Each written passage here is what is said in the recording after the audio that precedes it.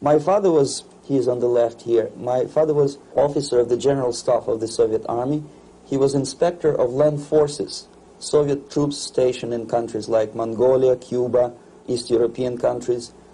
This is the picture taken at the entrance of my Institute of Oriental Languages. It's a part of Moscow State University. As every Soviet student, I was, quote-unquote, volunteering for harvesting grain in Kazakhstan. By the end of my training in school, I was recruited by the KGB. This picture was taken on that day, and you can see again how happy it feels to be recruited by the KGB. Pay special attention to number of bottles on the table. One of my functions was to keep foreign guests permanently intoxicated the moment they land at Moscow airport.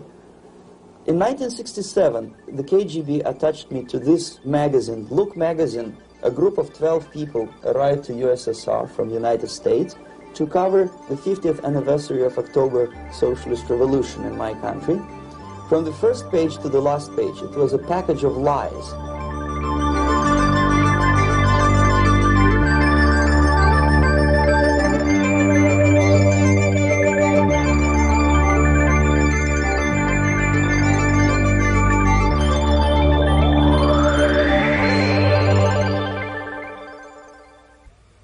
Our conversation is with Mr. Yuri Alexandrovich Bezmenov. Mr. Bezmenov was born in 1939 in a suburb of Moscow. He was the son of a high-ranking Soviet Army officer. He was educated in the elite schools inside the Soviet Union and became an expert in Indian culture and Indian languages. He had an outstanding career with Novosti, which was the, and still is, I should say, the press arm or the press agency of the Soviet Union. It turns out that this is also a front for the KGB. One of his interesting assignments was to brainwash foreign diplomats when they visited Moscow. And he'll tell us a little bit about how they did this and how they planted information which eventually wound up in the press of the free world. He escaped to the West in 1970 after becoming totally disgusted with the Soviet system, and he did this at great risk to his life. He certainly is one of the world's outstanding experts on the subject of Soviet propaganda and disinformation and active measures. Mr. Bezmenov, I'd like to begin by having you tell us a little bit about some of your childhood memories. Well, the most vivid memory of my childhood was Second World War, or to be more precise, the end of the Second World War, when all of a sudden United States, from a friendly nation, which helped us to defeat Nazism, turned overnight into a deadly enemy. And it was very shocking because all newspapers were trying to present an image of belligerent, aggressive American imperialism. Most of the things that we were taught is that United States is aggressive power, which is just about to invade our beautiful, free, socialist country, that American CIA is dropping Colorado beetles on our beautiful potato fields to eliminate our crops, and each schoolboy had a picture of Colorado bug on the back page of his notebook, and we were instructed to go into collective fields to search for those little Colorado bugs. Of course we couldn't find any, neither we could find many potatoes, and that was explained again by the encroachments of the decadent imperialist power. The anti-American paranoia, hysteria in the Soviet propaganda was to such of such a higher degree that many less skeptical people or less stubborn would really believe that United States is just about to invade our beautiful motherland, and some secretly hope that it will come true. That's interesting. Yes.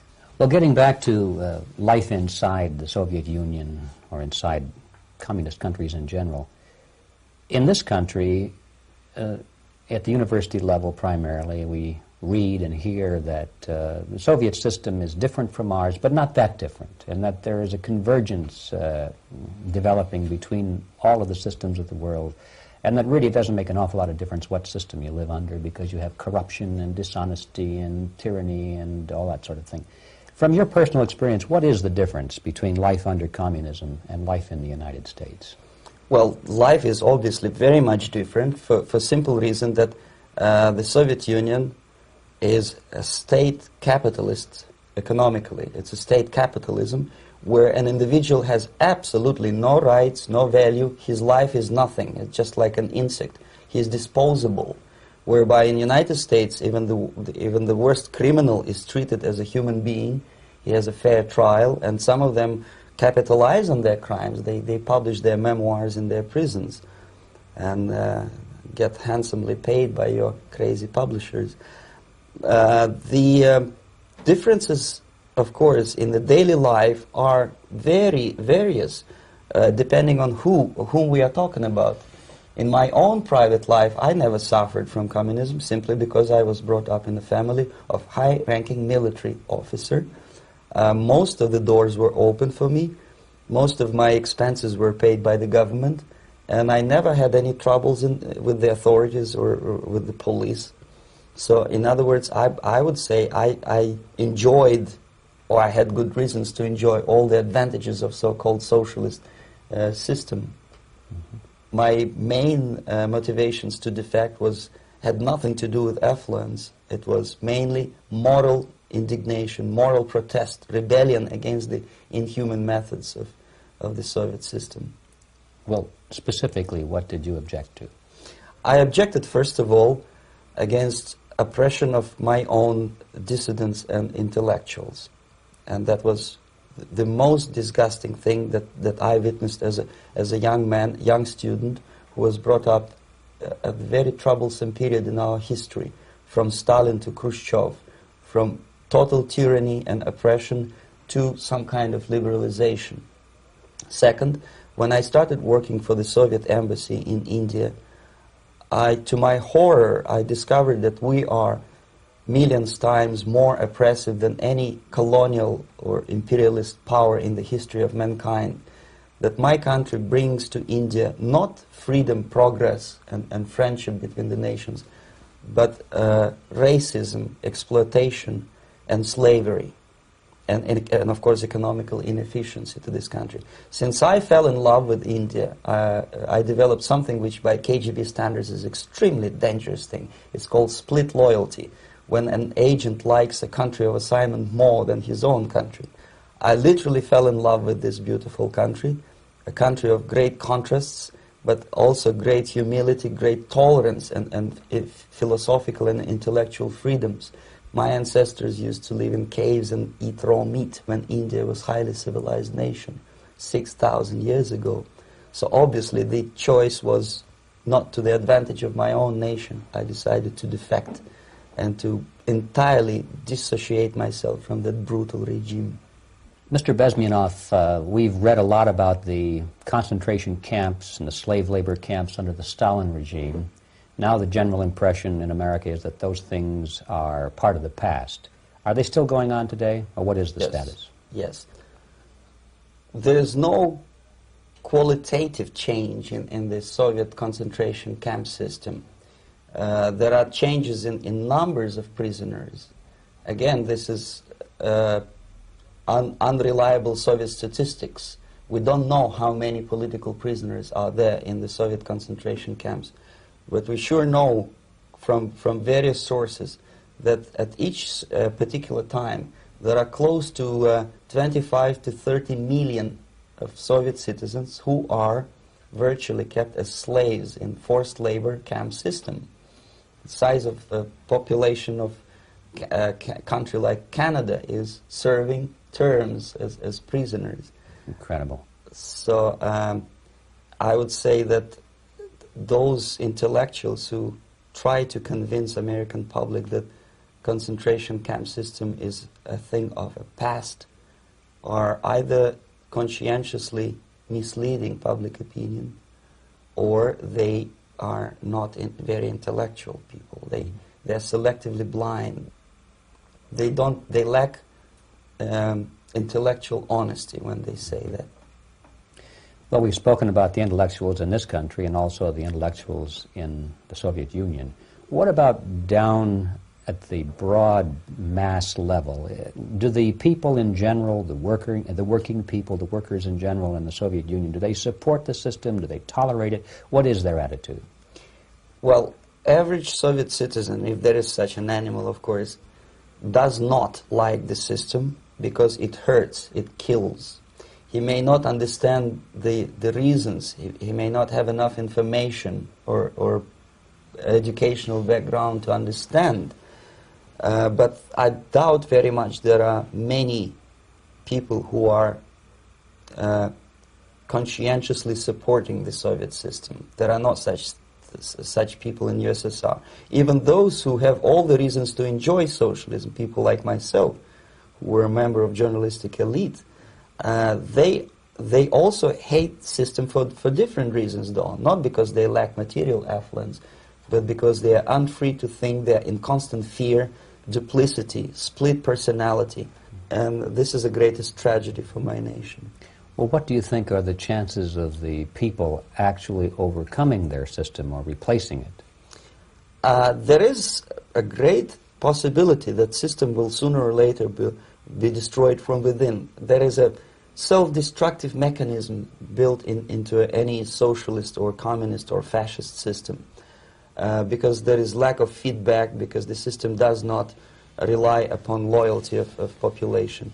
But until this Soviet junta is being supported by the Western so-called imperialists, that is, multinational companies, establishments, governments, and, let's face it, intellectuals, so-called academia in the United States is famous for supporting the Soviet system.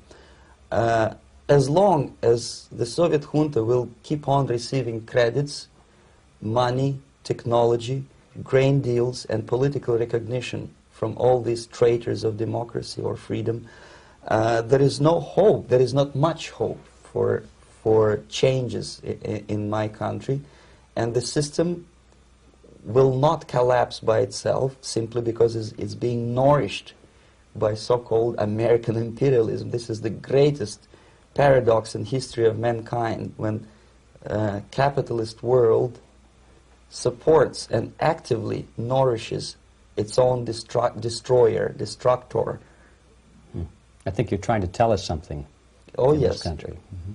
I'm trying to tell you that it has to be stopped unless you want to end up in Gulag system and enjoy all the advantages of socialist equality, working for free, catching fleas on your body, sleeping on the planks of plywood in Alaska this time, I guess. That's where Americans will belong, unless they will wake up, of course, and force their government to stop aiding Soviet fascism. Well, you told us a moment ago why you left the system. I'd like to hear the details of how you did it. It must have been a very dangerous thing. It was not so dangerous, it was crazy. First of all, because defecting in India is virtually impossible, thanks to very strong pressure from the Soviet government. Excuse me, you were in India on assignment at that time. Yes, I was working for the Soviet embassy in New Delhi as a press officer. Mm-hmm.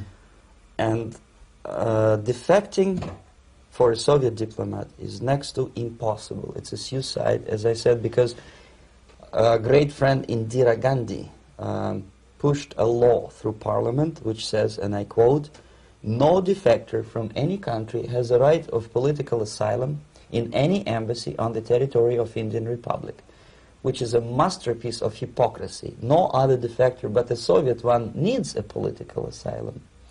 So, knowing that perfectly well, I planned a craziest possible way to defect. I studied counterculture in India.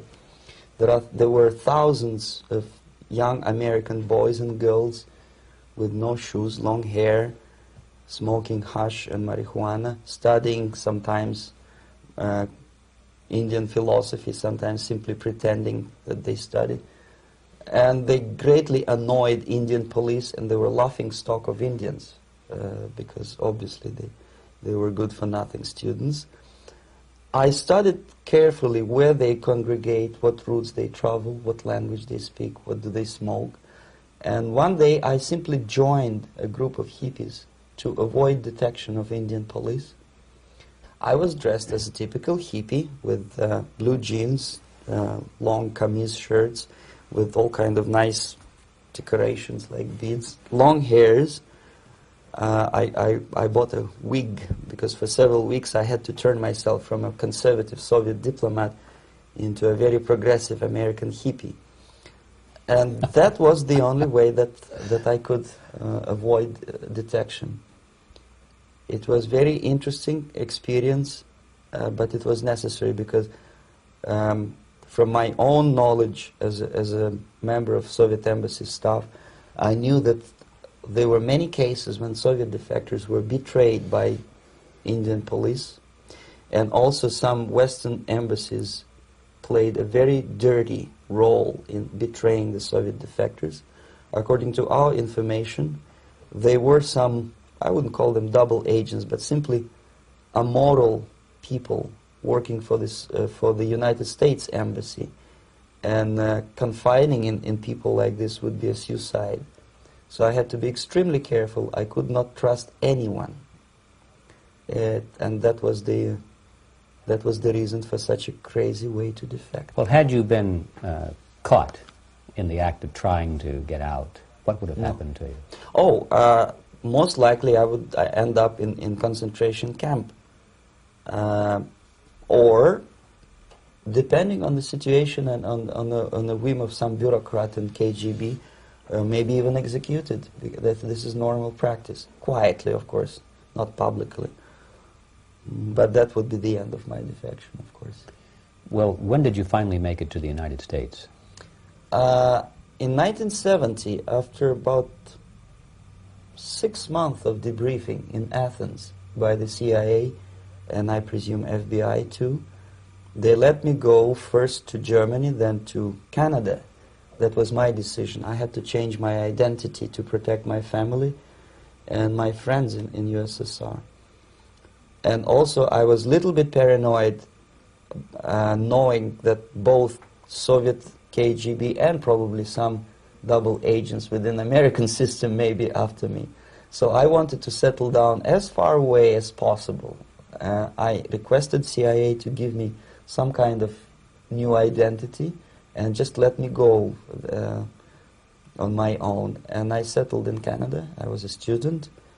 I changed many professions, from farm help and laundry truck driver to language instructor and broadcaster for Canadian Broadcasting Corporations in Montreal.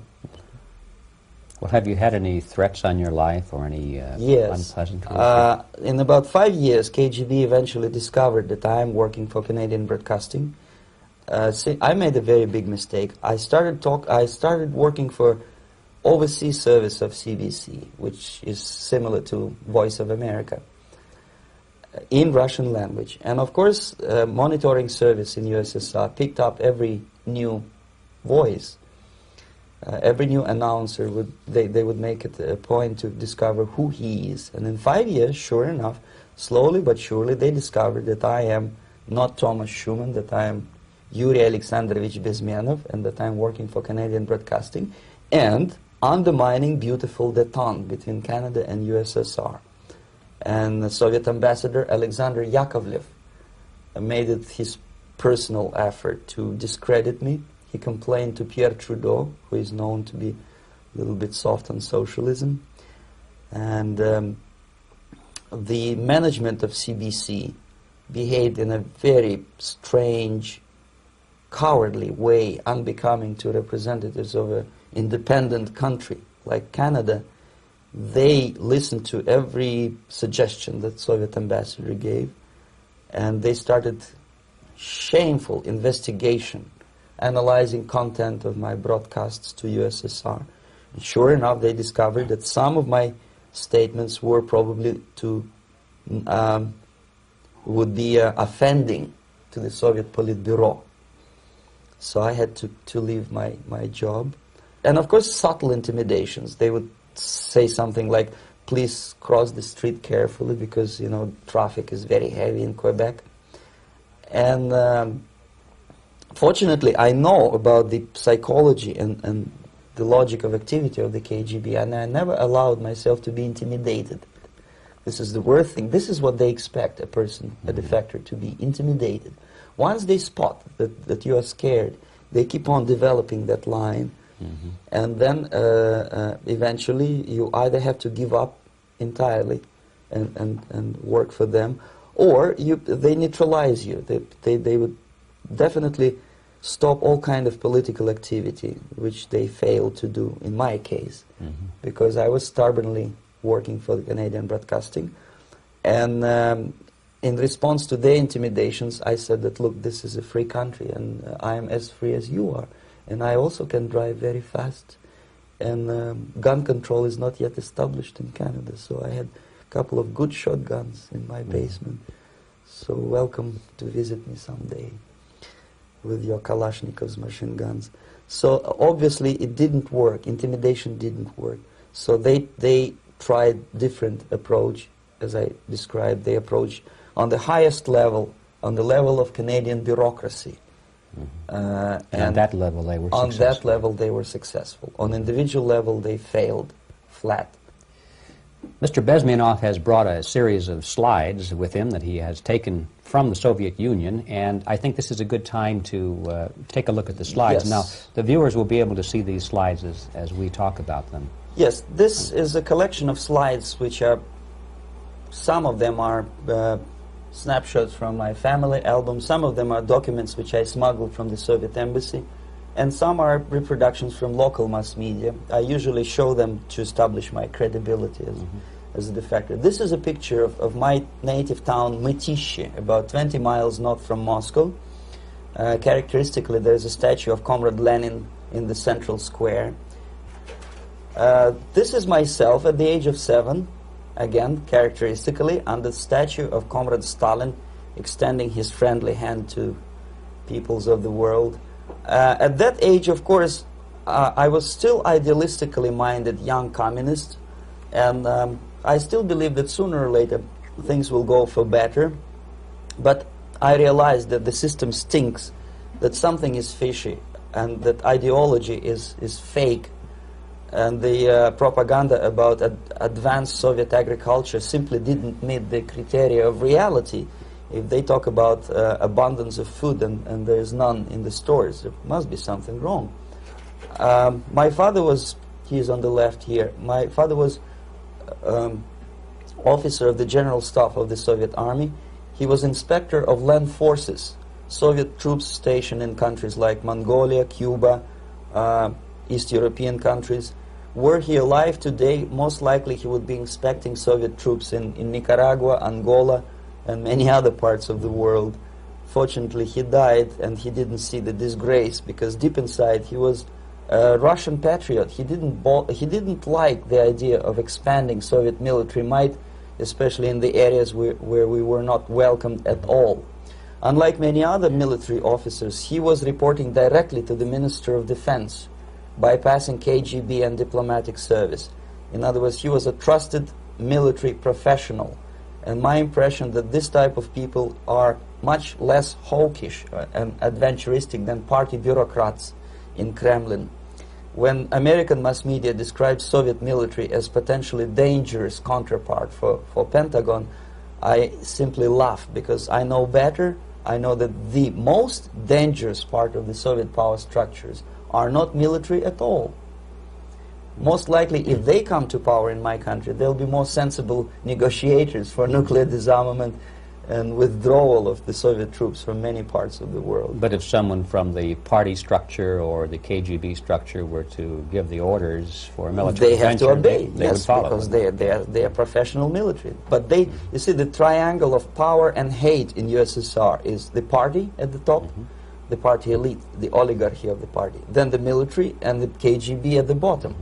They hate each other, and the most hated triangle, the most hated corner of the triangle is the Communist Party bureaucrats.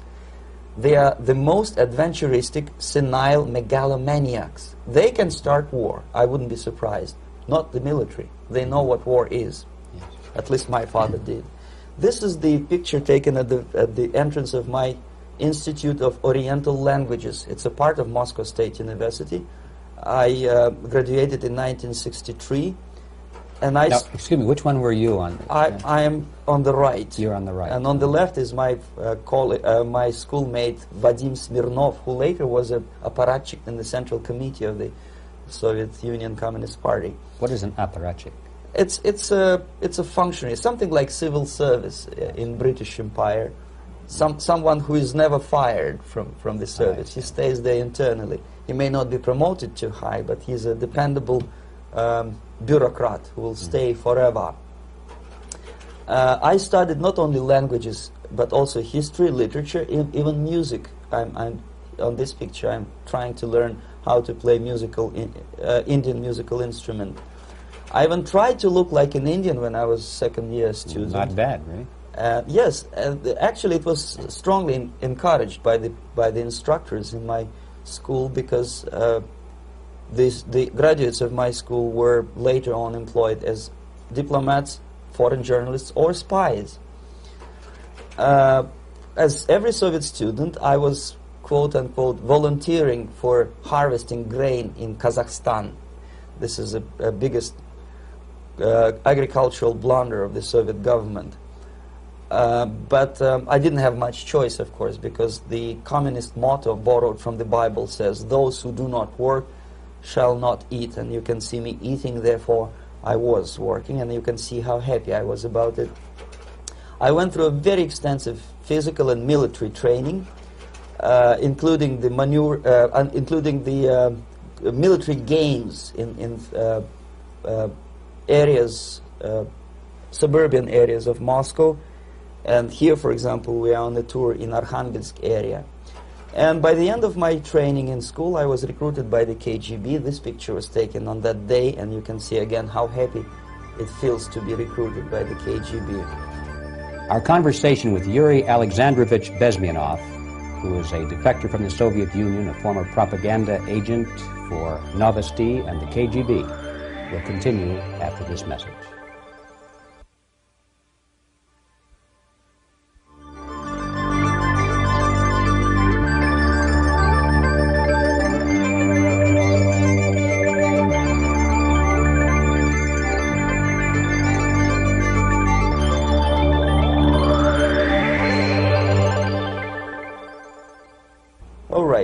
As every student in USSR, I went through very extensive physical and military training and civil defense training too. Unlike in the United States, where civil defense is virtually non-existent, zero. In USSR, every student, whatever his major subject, has to go through very extensive 4-year military and civil defense training. You can see me here with a group of students during one of the war games near Moscow. The main idea, of course, is to prepare a huge reserve army of the USSR. Each student has to graduate as a junior lieutenant. In my case, it was administrative and military intelligence service. My first assignment was to India as a translator with the Soviet Economical Aid Group, building refinery complexes in Bihar state and Gujarat state. At that time, I was still naively, idealistically believing that what I was doing contributes to the understanding and cooperation between the nations. It took me quite a number of years to realize that what we were bringing to India was a new type of colonialism, 1,000 times more oppressive and exploitative than any colonialism or imperialism in history of mankind. But at that time, I was still hoping that, well, maybe it's not that bad, could be worse, and things may go for better. And I even tried to implement the beautiful Marxist motto, "Proletarians of all the countries unite." I tried to unite with a nice Indian girl, and I was fascinated by Indian culture, by the family life in this country. But obviously, Communist Party had different plans for my genes, so I had to marry this beautiful Russian girl. In the span of my career, I married 3 times. Most of these marriages were marriages of convenience, on advice from the Department of Personnel. This is normal practice in USSR. When a Soviet citizen is assigned to a foreign job, he has to be married, either to keep family in USSR as hostages, or, if it's a convenience marriage like mine, so that the husband and wife are virtually informers on each other to prevent defection or contamination by decadent imperialist or capitalist ideas. In my case, I hated that girl so much that the moment I landed in Moscow, we were divorced, and I married later, second time. By the end of my first assignment in India, I was promoted to the position of public relation officer. You can see me here translating a speech by a Soviet boss. And you're on the right. I'm on the right here, yes. And it was, the occasion was commissioning of the refinery complex in Bihar, Barauni. Back in Moscow, I was immediately recruited by Novosti Press Agency, which is a propaganda and ideological subversion front for the KGB.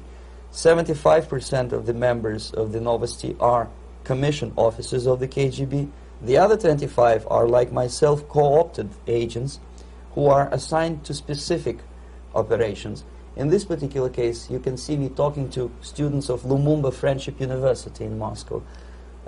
This is a huge school under the direct control of the KGBn Central Committee, where future leaders of the so-called national liberation movements are being educated and selected carefully. And some of them have absolutely, this, for example, is a group of students from Lumumba. They don't look like students at all. They look more like military, and that's exactly what they were. They were dispatched back to their countries to be leaders of the so-called national liberation movements, or to be translated into normal human language, leaders of international terrorist groups. Another area of activity when I was working for the Novosti was to accompany groups of so-called progressive intellectuals, writers, journalists, publishers, teachers, professors of colleges. You can see me here in Kremlin. I'm second on the left, with a group of Pakistani and Indian intellectuals. Most of them pretended they don't understand that we are actually working on behalf of the Soviet government and the KGB. They pretended that they are actually being guests, VIP intellectuals, that they are treated according to their merits and their intellectual abilities. For us, they were just a bunch of political prostitutes to be taken advantage for various propaganda operations. Therefore, you can see perfectly well the senior colleague of mine on the left doesn't really have that much respect on his face, and myself with a very skeptical smile, typical KGB sarcastic smile, anticipating another victim of ideological brainwashing. This is how a typical conference in Novosti headquarters in Moscow looked like. Sitting in the middle is Boris Burkov, the then director of Novosti Press Agency, high-ranking party bureaucrat in the Department of Propaganda. I am standing next to a famous Indian poet, Sumitranandan Pant. He was famous because he was an author. He was the author of a famous poem titled Rhapsody to Lenin. That's why he was invited to USSR, and everything was paid by the Soviet government. Pay special attention to number of bottles on the table. This is one of the ways to kill the awareness or curiosity of foreign journalists. One of my functions was to keep foreign guests permanently intoxicated the moment they land at Moscow airport. I had to take them to the VIP lounge and toast to friendship and understanding between the nations of the world. Glass of vodka, then a second glass of vodka. And in no time, my guests would be feeling very happy. They would see everything in kind of pink, nice color. And that's the way I had to keep them permanently for the next 15 or 20 days. At a certain point in time, I had to withdraw alcohol from them so that some of them, who are the most recruitable, would feel a little bit shaky, guilty, trying to remember what they were talking last night. That's the time to approach them with all kind of nonsense, such as joint communique or statement for Soviet propaganda. That's the time they are the most flexible. And of course, what they didn't understand, they didn't realize or pretended not to realize, that myself, who was drinking together with them, was not drinking at all. I had ways to get rid of alcohol through various techniques, including special pills which were given to me by my colleagues. But they were taking it seriously. In other words, they would consume quite large volumes of alcohol and feel quite uneasy next morning. In 1967, the KGB attached me to this magazine, Look magazine. A group of 12 people arrived to USSR from United States to cover the 50th anniversary of October Socialist Revolution in my country. From the first page to the last page, it was a package of lies, propaganda cliché, which were presented to American readers as opinions and deductions of American journalists. Nothing could be far from truth. These were not opinions. They were not opinions at all. They were the clichés which the Soviet propaganda wants American public to think that they think. If it does make any sense at all. It sure does, because from the viewpoint of the Soviet propaganda, although there are some subtle criticism of the Soviet system, the basic message is that Russia today is a nice, functioning, efficient system supported by majority of population. That's the biggest lie. And of course, American intellectuals and journalists from Look magazine elaborated on that untruth in various different ways. They intellectualized that lie. They found all kind of justifications for telling lies to American public. Excuse me, it was partly your job to make sure that they got these ideas, yes, and accepted them as their own ideas. Right. Actually, even before they arrived to USSR, and they paid astronomical sum of money for that visit, they were submitted, this Novosti Press Agency developed so-called backgrounders, 20-25 pages of information and opinions which were presented to the journalists even before they bought their tickets to Moscow.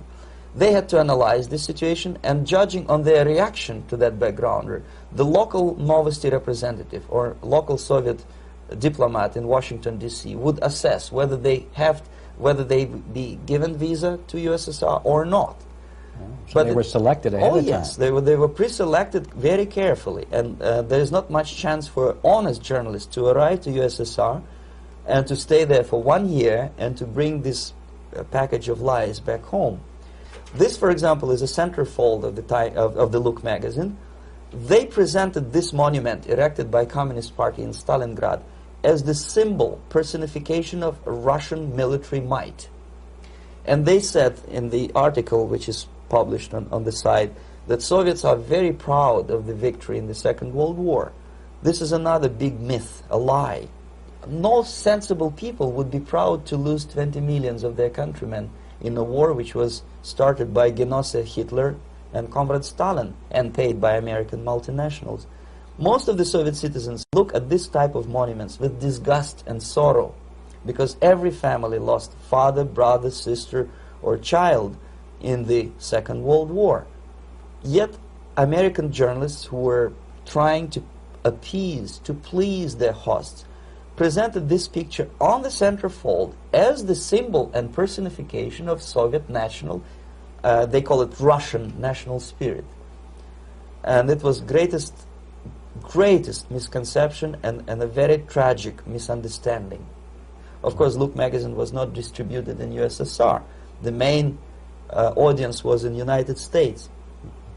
But I presume that many Americans, millions of Americans who were reading Look magazine at that time, had absolutely wrong idea about the sentiments of my nation, about what the Soviets are proud of and what they hate.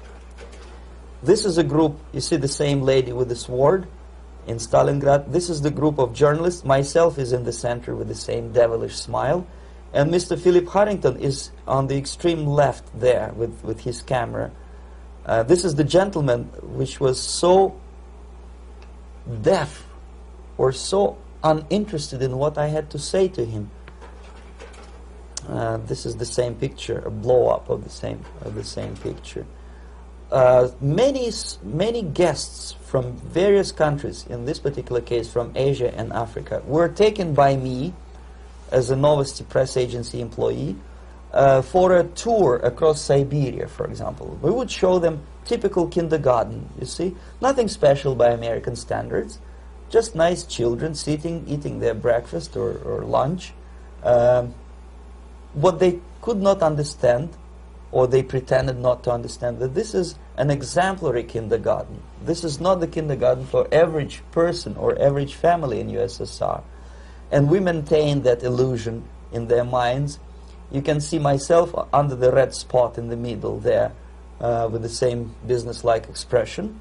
I'm doing my job. That's what I'm assigned to do, and that's what I was paid to do. But deep inside, I still hope that at least some of these useful idiots would understand that what they are looking at has nothing to do with the level of affluence in my nation. This is a better picture which reflects the true spirit of the Soviet childhood. This picture was printed in a Canadian government publication by mistake. In the middle you can see children playing on a small courtyard, and the caption goes, "This is a typical kindergarten in Siberia." What these idiots didn't understand, that it is not kindergarten at all. It is a prison for children of political prisoners. But there was not a single mentioning that what they were visiting actually was an area of concentration camps.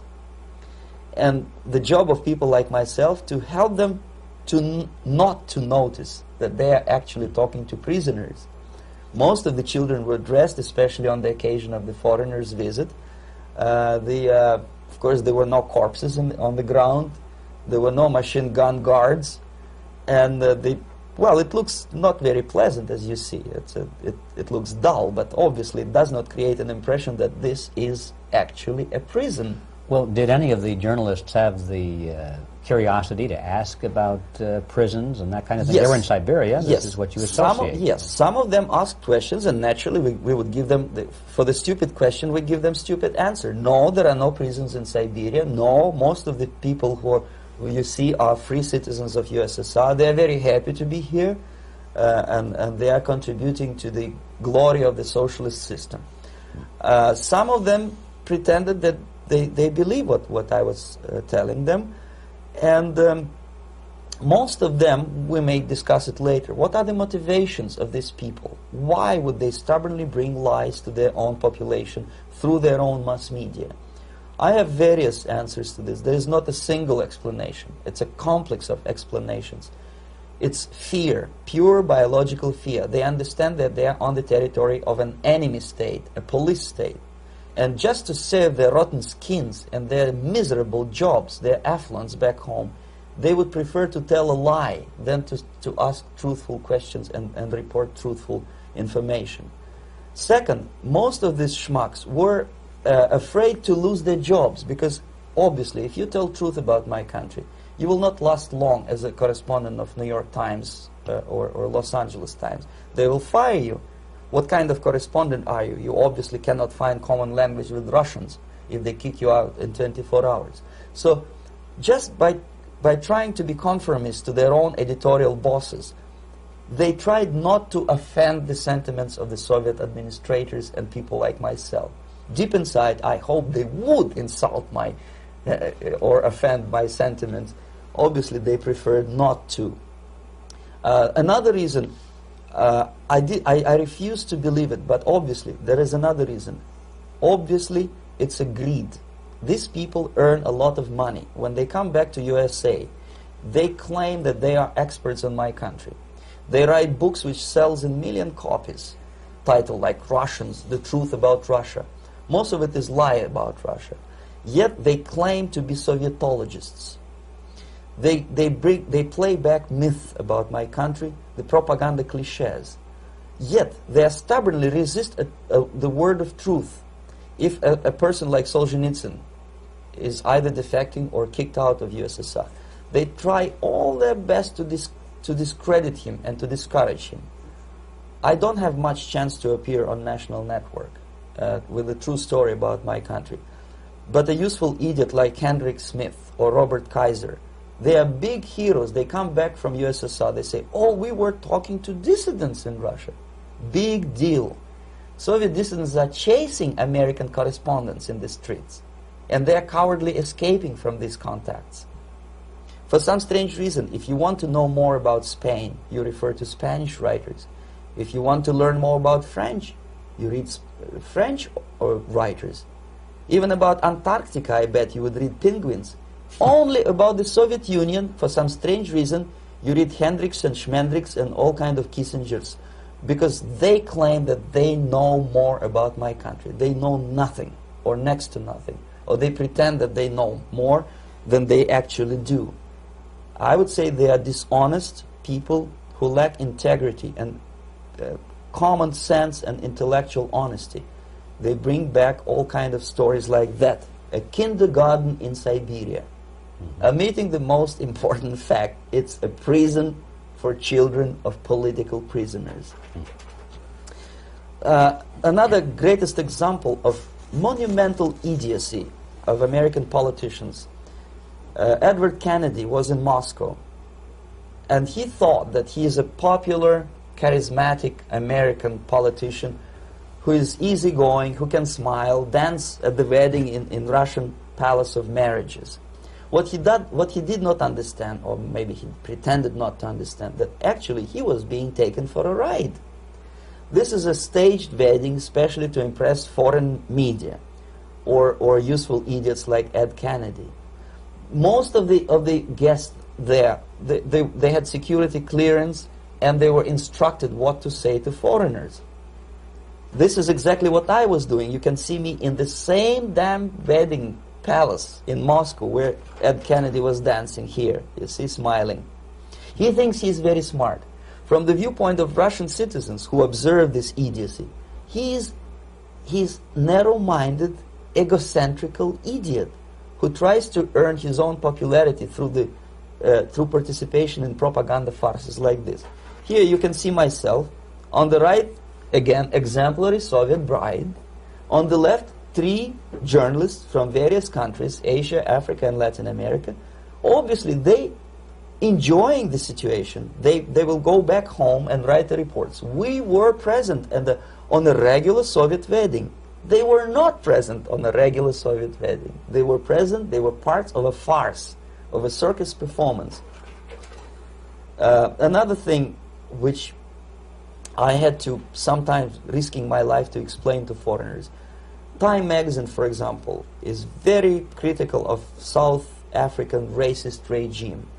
The whole article was dedicated to the shameful internal passport system where blacks are not allowing to live with whites. For some strange reason, for the last 14 years since my defection, nobody wanted to pay attention to my passport. This is my passport. It also shows my nationality, and it has a police rubber stamp, which is called propiska in Russian language, which assigns me to a certain area of residence. I cannot leave that area, same way as this black man cannot leave the area in South Africa. Yet we call South African government racist regime. Not a single Jane Schmonda or Fonda is brave enough, courageous enough to come to media and say, look, this is what happens in USSR. I send a copy of my passport to many American liberals and civil rights defenders and all the other useful idiots. They never bothered to answer me back. This shows what kind of integrity, what kind of honesty these people are. They're a bunch of hypocrites because they don't want to recognize a good example of racism in my country. This is the first stage of befriending a professor. You can see myself on the left with the same James Bond smile.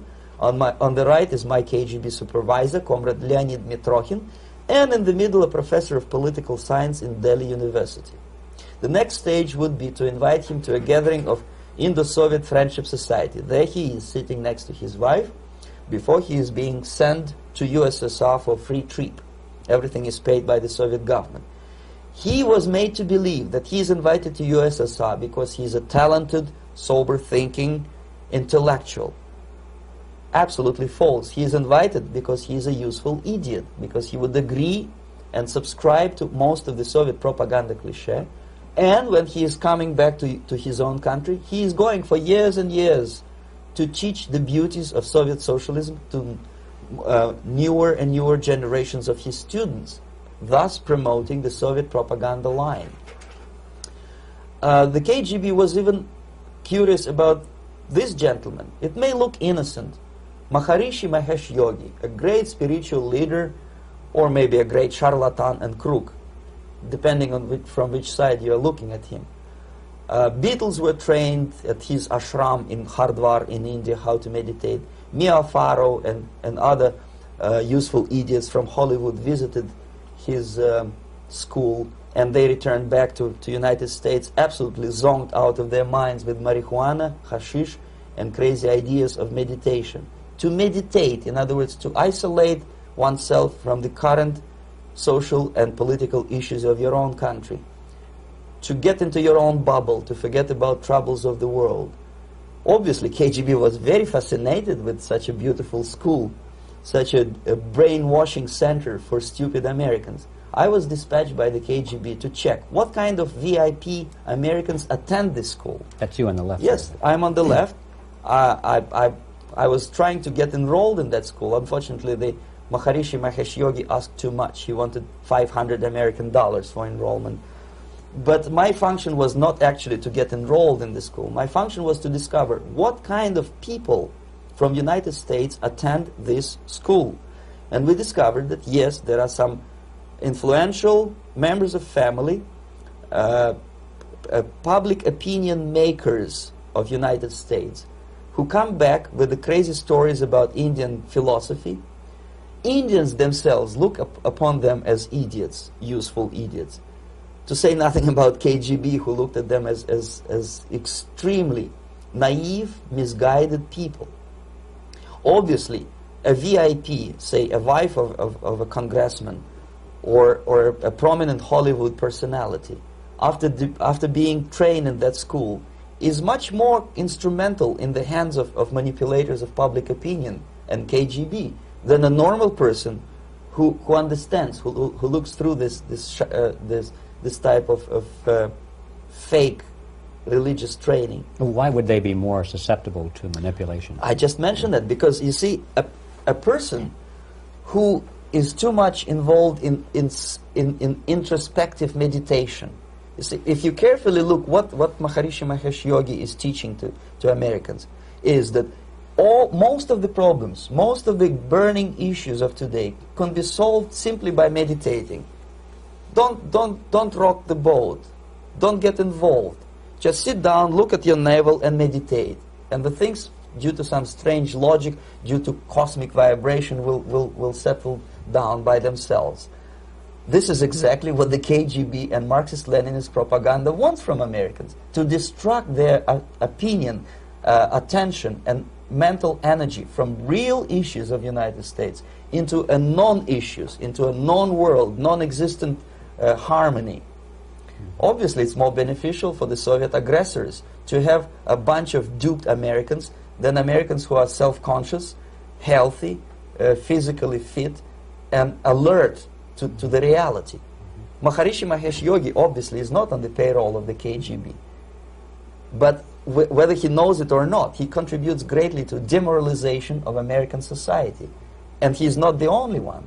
There are hundreds of those gurus who come to your country to capitalize on naivete and stupidity of Americans. It's a fashion.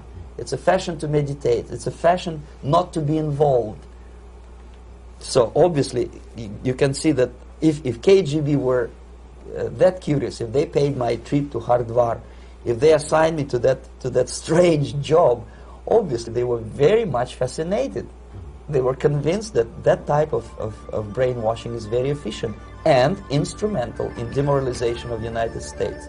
Our conversation with Yuri Alexandrovich Bezmenov, who is a defector from the Soviet Union, a former propaganda agent for Novosti and the KGB, will continue after this message.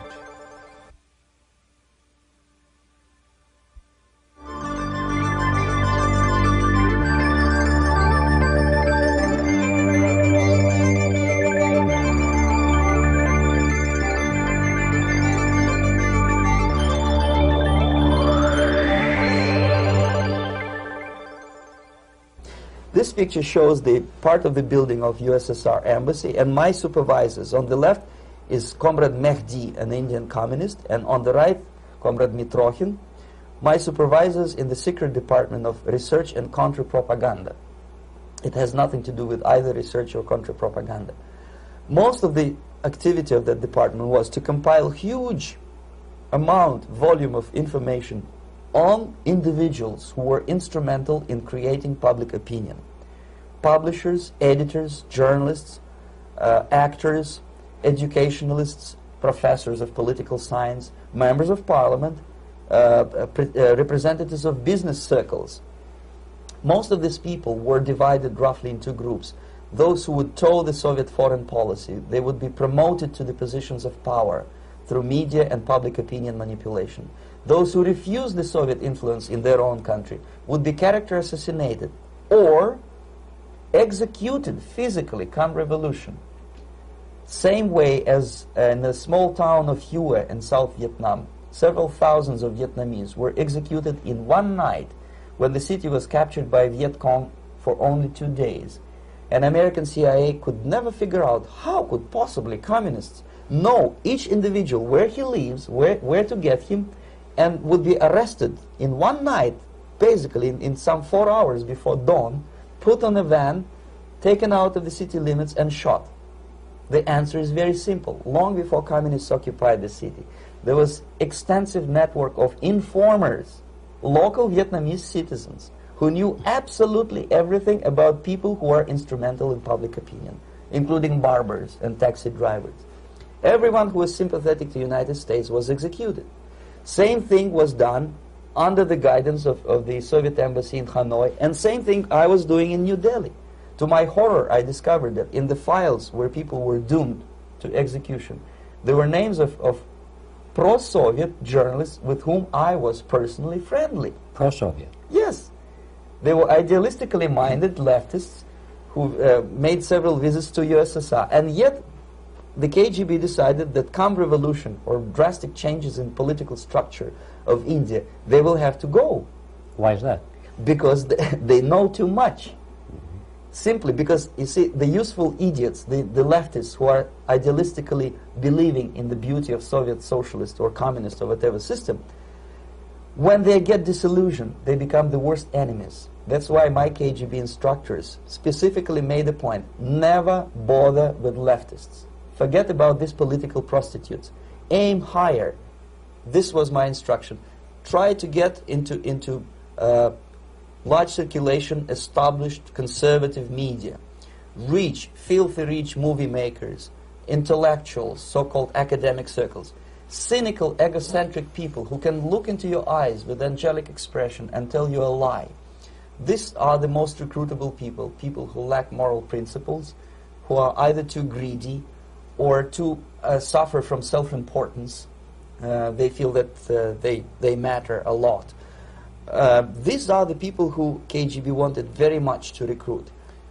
But to eliminate the others, to execute the others, don't they serve some purpose? Wouldn't they be the ones they rely on? They serve purpose only at the stage of destabilization of a nation. For example, your leftists in United States, all these professors and all these beautiful civil rights defenders, they are instrumental in the process of the subversion only to destabilize a nation. When their job is completed, they are not needed anymore. They know too much.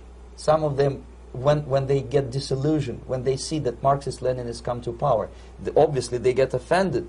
They think that they will come to power. That will never happen, of course. They will be lined up against the wall and shot.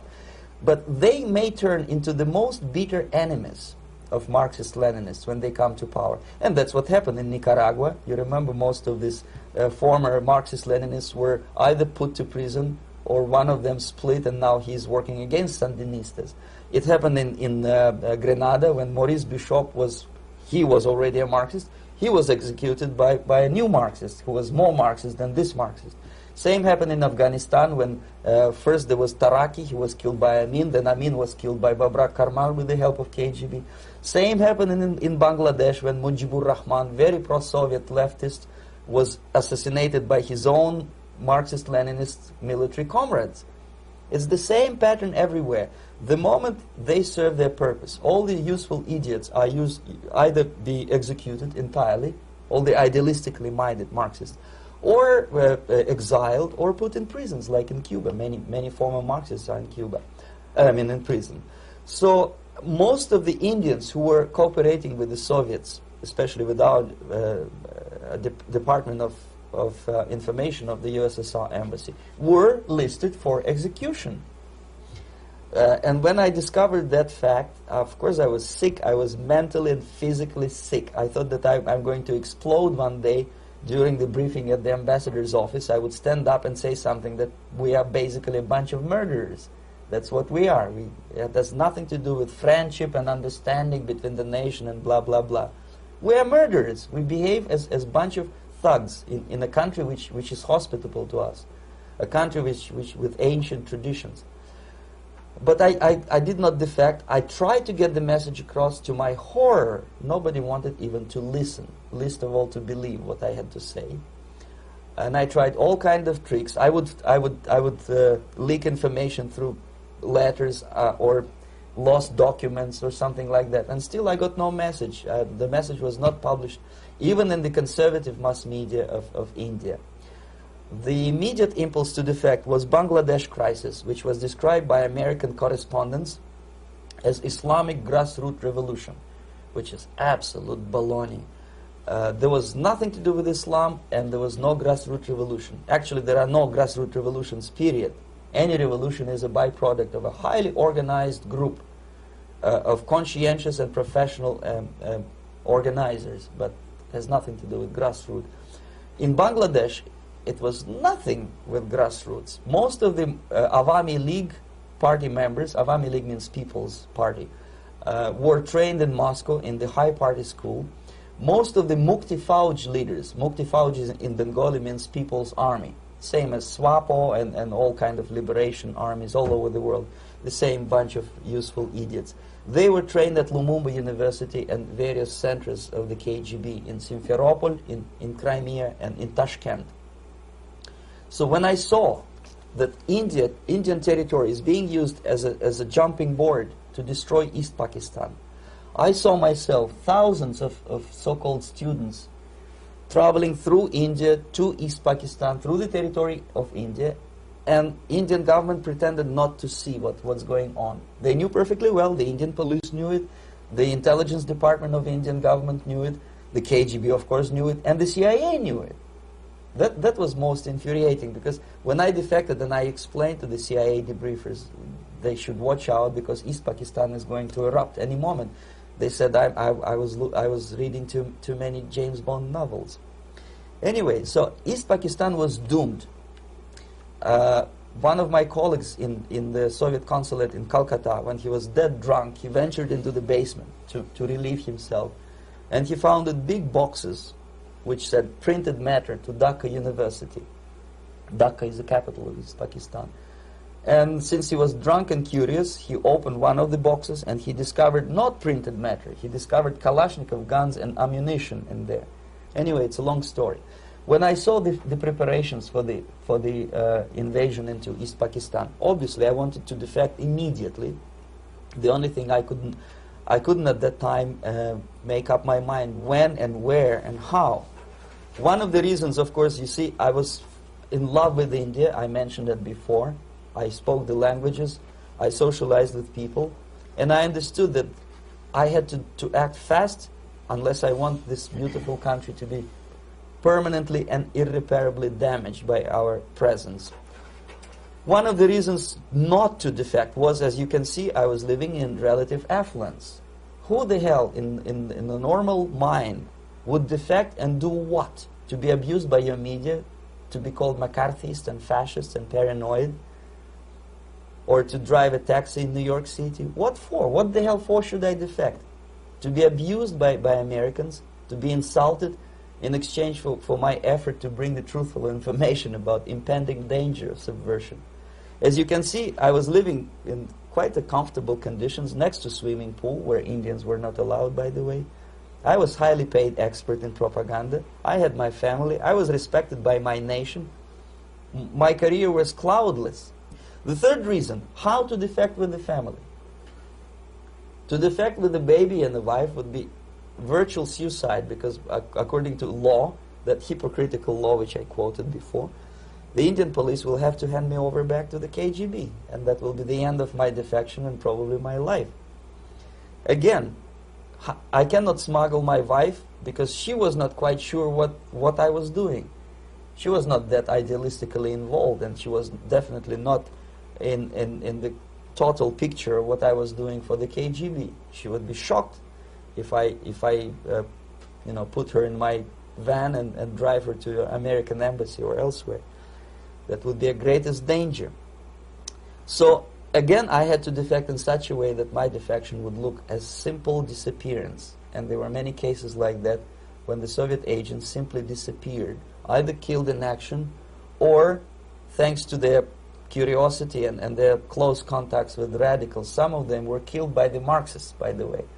It happened in many African countries when the Soviet KGB were killed by Africans themselves.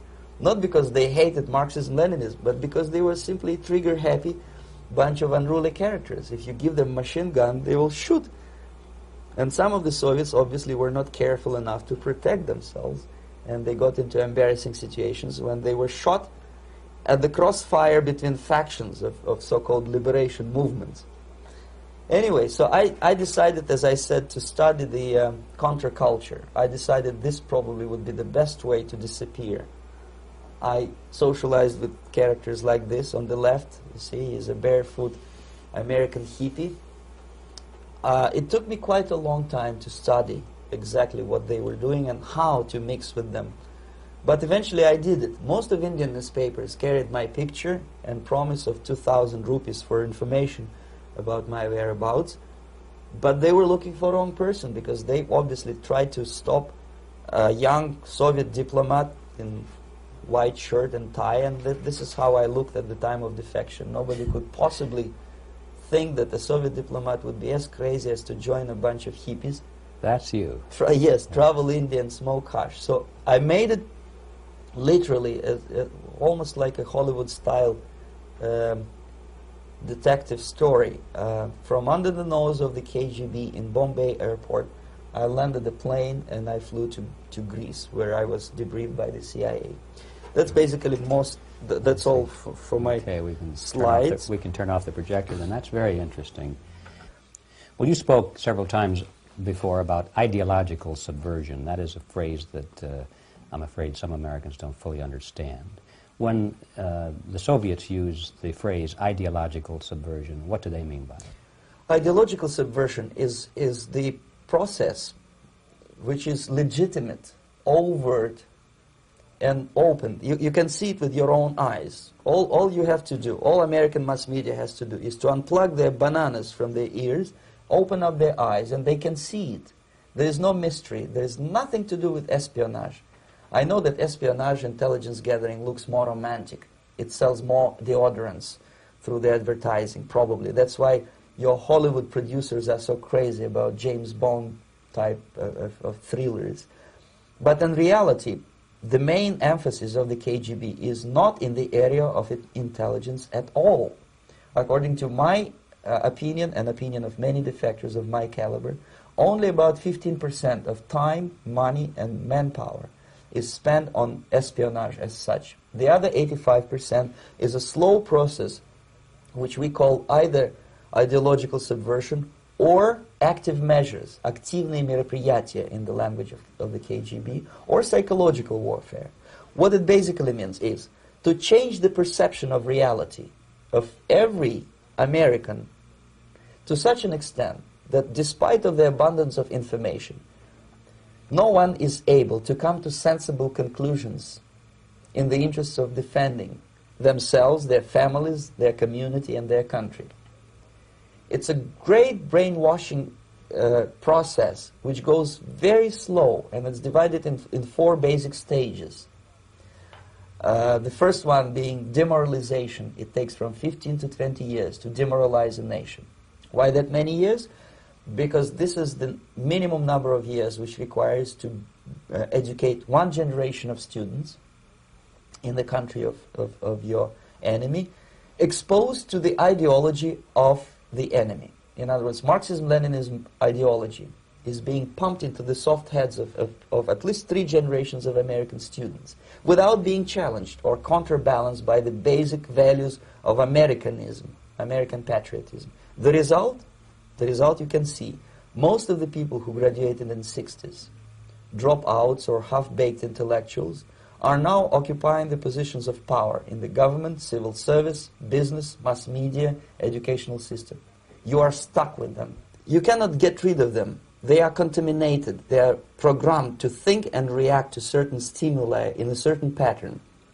You cannot change their mind, even if you expose them to authentic information, even if you prove that white is white and black is black. You still cannot change the basic perception and the logic of behavior.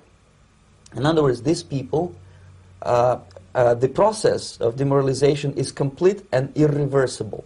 To get rid society of these people, you need another 20 or 15 years to educate a new generation of patriotically minded and common sense people who would be acting in favor and in the interests of United States society. And yet these people who've been programmed and, as you say, in place and who are favorable to an opening with the Soviet concept, these are the very people who would be marked for extermination in this country? Most of them, yes. Simply because the psychological shock when they will see in future what the beautiful society of equality and social justice means in practice, obviously they will revolt. They will be very unhappy, frustrated people. And the Marxist-Leninist regime does not tolerate these people. Obviously they will join the links of dissenters, dissidents. Unlike in present United States, there will be no place for dissent in future Marxist-Leninist America. Here you can get popular like Daniel Ellsberg and filthy rich like Jane Fonda for being dissident, for criticizing your Pentagon. In future, these people will be simply squashed like cockroaches. Nobody is going to pay them nothing for their beautiful, noble ideas of equality. This they don't understand, and it will be a greatest shock for them, of course. The demoralization process in the United States is basically completed already. For the last 25 years, actually it's overfulfilled, because demoralization now reaches such areas where previously not even Comrade Andropov and all his experts would even dream of such a tremendous success. Most of it is done by Americans to Americans, thanks to lack of moral standards. As I mentioned before, exposure to true information does not matter anymore. A person who was demoralized is unable to assess true information. The facts tell nothing to him. Even if I shower him with information, with authentic proof, with documents, with pictures, even if I take him by force to the Soviet Union and show him concentration camp, he will refuse to believe it until he is going to receive a kick in his fat bottom. When a military boot crashes his balls, then he will understand, but not before that. That's the tragic of the situation of demoralization.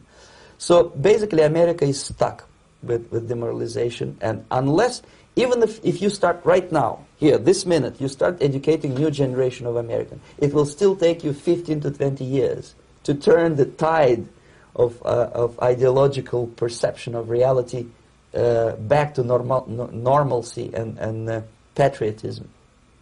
The next stage is destabilization. This time, subverter does not care about your ideas and the patterns of your consumption. Whether you eat junk food and get fat and flabby, doesn't matter anymore. This time, and it takes only from 2 to 5 years to destabilize a nation, what matters is essentials: economy, foreign relations, defense systems.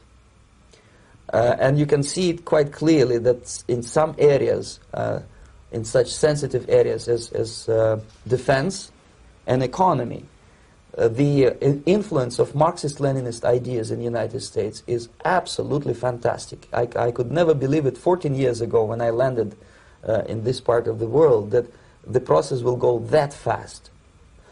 The next stage, of course, is crisis. It may take only up to 6 weeks to bring a country to the verge of crisis. You can see it in Central America now. And after crisis, with a violent change of power, structure, and economy, you have so-called the period of normalization. It may last indefinitely. Normalization is a cynical expression borrowed from Soviet propaganda. When the Soviet tanks moved into Czechoslovakia in '68, Comrade Brezhnev said, "Now the situation in brotherly Czechoslovakia is normalized."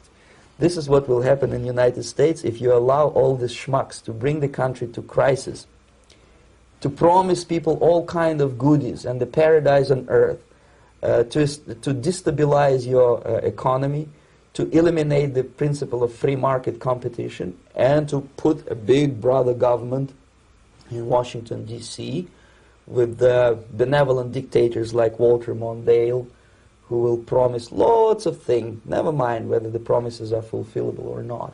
He will go to Moscow to kiss the bottoms of new generation of Soviet assassins, never mind. He will create false illusions that the situation is under control. Situation is not under control. Situation is disgustingly out of control. Most of the American politicians, media, and educational system trains another generation of people who think they are living at a peacetime. False. United States is in the state of war, undeclared total war against the basic principles and the foundations of this system. And the initiator of this war is not Comrade Andropov, of course. It's the system. However ridiculous it may sound, the world communist system or the world communist conspiracy, whether I scare some people or not, I don't give a hoot. If you are not scared by now, nothing can scare you. But you don't have to be paranoid about it. What actually happens now, that unlike myself, you have literally several years to live on unless the United States wake up. The time bomb is ticking. With every second, the disaster is coming closer and closer. Unlike myself, you will have nowhere to defect to, unless you want to live in Antarctica with penguins. This is it. This is the last country of freedom and possibility. Okay, so what do we do? What is your recommendation to the American people? Well, the immediate thing that comes to my mind is, of course, there must be a very strong national effort to educate people in the spirit of real patriotism, number one. Number two, to explain them the real danger of socialist, communist, whatever, welfare state, big brother government. If people will fail to grasp the impending danger of that development, nothing ever can help United States. You may kiss goodbye to your freedom, including freedoms to homosexuals, to prison inmate. All this freedom will vanish, evaporate in 5 seconds, including your precious lives. The second thing, the moment at least part of United States population is convinced that the danger is real, they have to force their government. And I'm not talking about sending letters, signing petitions, and all this beautiful, noble activity. I'm talking about forcing United States government to stop aiding communism. Because there is no other problem more burning and urgent than to stop the Soviet military-industrial complex from destroying whatever is left of the free world. And it is very easy to do. No credits, no technology, no money, no political or diplomatic recognition, and of course no such idiocy as grain deals to USSR. The Soviet people, 270 millions of Soviets, will be eternally thankful to you if you stop aiding a bunch of murderers who sit now in Kremlin and whom President Reagan respectfully calls government. They do not govern anything, least of all such complexity as the Soviet economy. So basic, two very simple, maybe too simplistic answers or solutions, but nevertheless they are the only solutions. Educate yourself, understand what's going on around you. You are not living at a time of peace. You are in a state of war, and you have precious little time to save yourself.